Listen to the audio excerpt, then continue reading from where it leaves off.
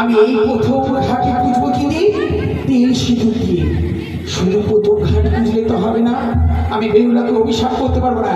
এক এক করে আরো 4টি ঘাট রয়েছে, আর 6ম ঘাটে থাকবো আমি বেশ বসে।